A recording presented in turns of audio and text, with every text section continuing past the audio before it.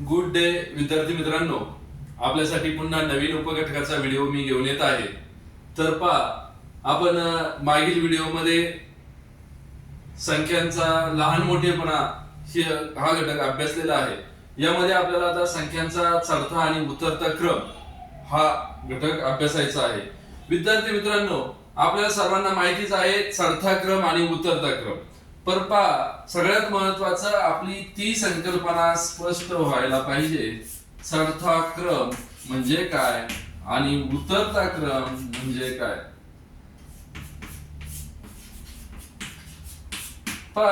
चढता क्रम म्हणजे काय? लहान संख्येकडून मोठ्या संख्येकडे. चढता क्रम म्हणजे काय? लहान संख्येकडून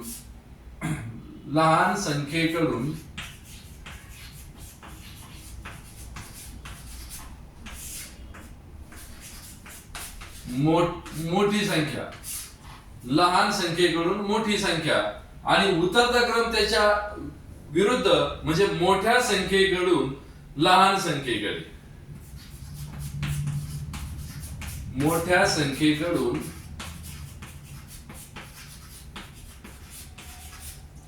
त्या ठिकाणी लहान संख्येकडे. मोठ्या संख्येकडून लहान संख्येकडे म्हणजे उतरती संख्या आपली तयार होईल. चढता क्रम आणि उतरता क्रम ही संकल्पना आपली व्यवस्थित पाहिजे, म्हणजे आपल्याला यावरती येणारे प्रश्न नक्कीच समजणार आहेत. तर चढता क्रम यामध्ये प्रामुख्याने दिलेली संख्या चढत्या क्रमाने मांडणी करताना प्रथम क्रमाने लहान संख्येपासून मोठ्या संख्येपर्यंत मांडणी आपल्याला व्यवस्थित करावी लागते. यामध्ये एक अंकी संख्या असेल असं नाही. या ठिकाणी 2 अंकी संख्या असतील, 3 अंकी संख्या असतील, 4 अंकी संख्या देखील असतील आणि त्यांचा लहान मोठेपणा आपल्याला त्या ठिकाणी उतरत्या क्रम आणि चढत्या क्रमाने करायचा आहे. तर यावरती कोणत्या प्रकारचे प्रश्न आपल्याला परीक्षेला येतात बरं? मग आपण काही उदाहरणार्थ म्हणून या ठिकाणी काही संख्या पाहणार आहोत. तर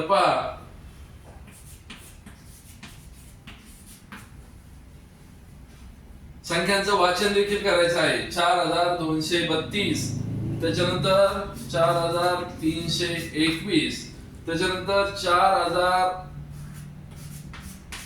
4392 आणि एक पुढची संख्या आपण पाहणार आहोत 4223. विद्यार्थी मित्रांनो, यामध्ये आपल्याला चढता क्रमाची संख्या तयार करायची आहे. या ठिकाणी चढता क्रम.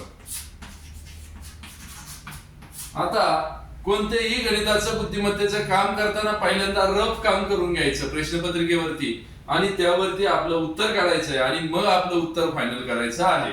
डायरेक्ट मनाने कोणतीही क्रिया करून आपलं उत्तर फायनल करायचं नाही. चढता क्रम म्हणजे काय पाहिलं आपण? लहान संख्येकडून मोठी संख्या.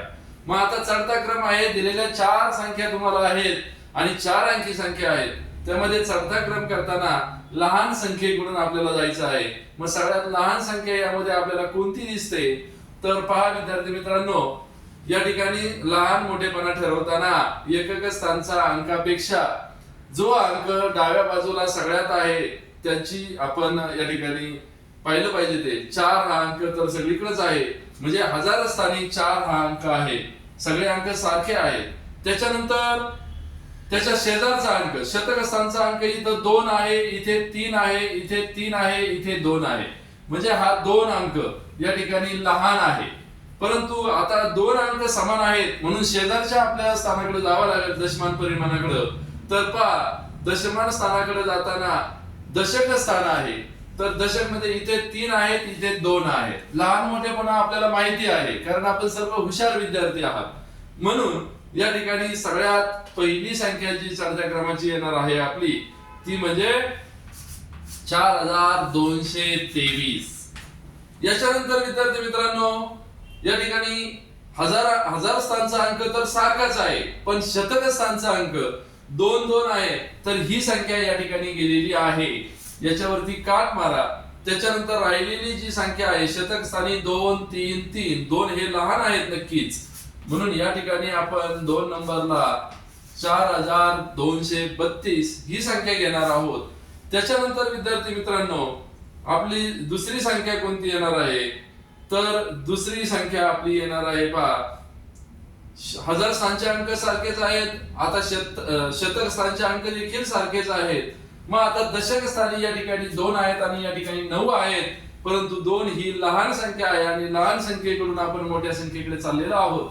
म्हणून या ठिकाणी 4321 आणि आता राहिलेली जी संख्या आहे ती 4392 ही संख्या येणार आहे. चढत्या क्रमाचे हे योग्य उत्तर आपल्या समोर आहे. जेव्हा सारख्या अंकाचे संख्या मालिका आपल्या समोर येतात त्यावेळेला आपण दशमान पद्धतीचा वापर करायचा आहे. संख्यांचे स्थान आपण लक्षात घ्यायचे आहेत.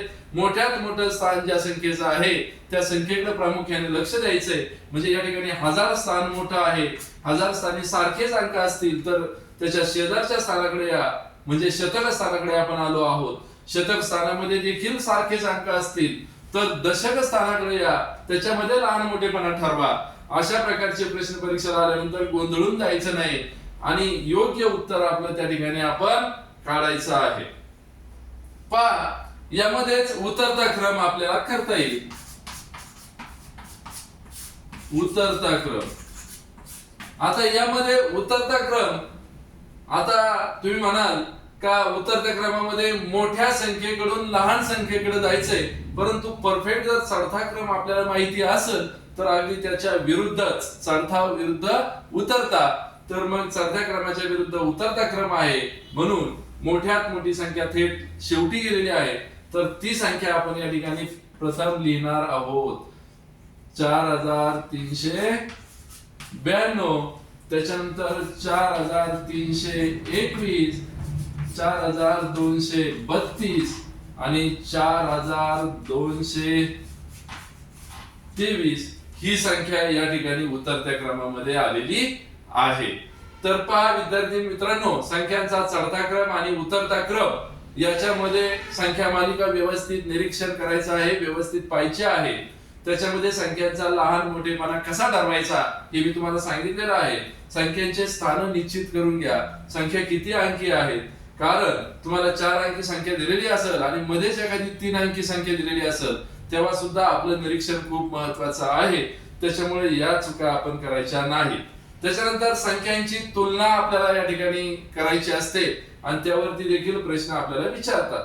काय, दिलेल्या संख्या मालिकेतून चढता क्रम आणि उतरता क्रम लावून शेवटी येणाऱ्या संख्येमधील फरक किती आहे.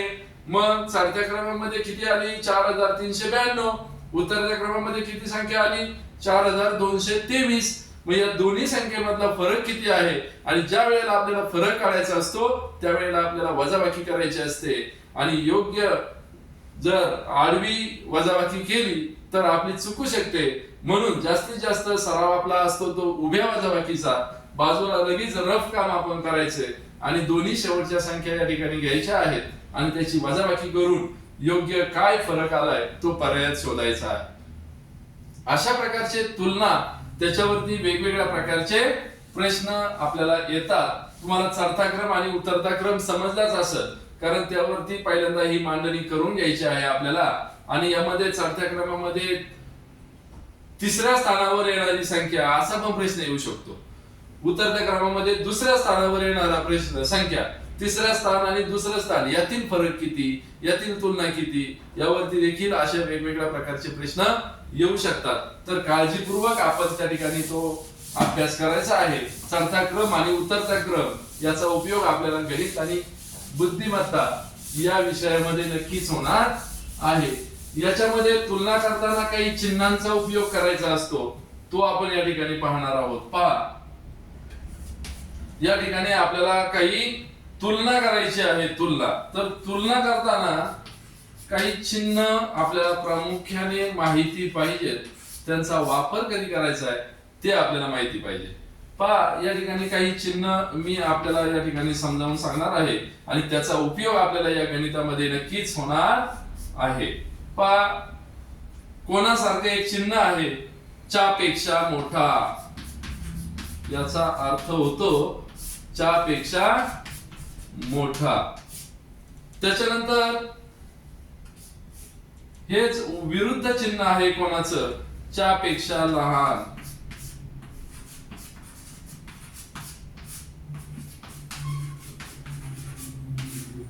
आणि या ठिकाणी बरोबरचं चिन्ह आहे म्हणजे समान. समान या ठिकाणी पहा, च्या पेक्षा मोठा म्हणजे मोठ्या संख्येच्या बाजूला हे चिन्ह या ठिकाणी वापरतात. या ठिकाणी उदाहरणार्थ जरी पाहायचं म्हटलं तरी 5 आणि या ठिकाणी 9 ही जर संख्या दिली तर या ठिकाणी या चिन्हाचा उपयोग आपण करू शकतो. 5 पेक्षा मोठे 9, 5 पेक्षा मोठे 9 या चिन्हाचा अर्थ तो होतो. म्हणून मी हे एक अंकी संख्येचं सांगितलं, 2 अंकी असो, 3 अंकी असो, 4 अंकी असो, संख्यांचा क्रम मगाशी जसा आपण पाहिला दशमान पद्धतीनुसार त्यांच्या स्थानांचा क्रम पहा, संख्यांचा लहान मोठेपणा ठरवा, त्यातून या चिन्हांचा उपयोग आपल्याला करायचा आहे. परीक्षेला यावरती आधारित प्रश्न 100% येतात. त्यानंतर हे काय आहे, च्या पेक्षा लहान. या ठिकाणी पहा, मी हीच संख्या घेतली तर हे चिन्ह वापरलं तर याचा अर्थ होतो का 9 पेक्षा लहान 5 आहेत, 5 पेक्षा मोठे 9 आहेत, 9 पेक्षा 5 लहान आहेत. म्हणून या ठिकाणी हे चिन्ह आपण घेतलेलं आहे आणि हे समानतेचं चिन्ह आहे. बरोबर म्हणजे या ठिकाणी 5 आणि इथे पण जर 5 तर या ठिकाणी बरोबर ही संख्या येणार आहे. मग हे एक अंकीच मी घेतलेलं आहे. यावरून तुम्हाला समजलं आहे आता 2 अंकी, 3 अंकी, 4 अंकी या संख्येची तुलना तुम्ही या चिन्हांच्या माध्यमातून करू शकता. तर पहा विद्यार्थी मित्रांनो, चढता क्रम आणि उतरता क्रम याच्यावरती आधारित कोणत्या प्रकारचे प्रश्न येऊ शकतात यावरती आपण अभ्यास केलेला आहे. चढता क्रम म्हणजे काय, उतरता क्रम म्हणजे काय, त्या संख्या कशा शोधायच्या, संख्यांच्या स्थानापर्यंत कसं जायचं, समान संख्या असतील तर त्याच्या शेजारच्या स्थानावरून त्या संख्येचा लहान मोठेपणा आपल्याला ठरवायचा आहे. हे प्रामुख्याने आपण अभ्यासलं पाहिजे. त्याच्यानंतर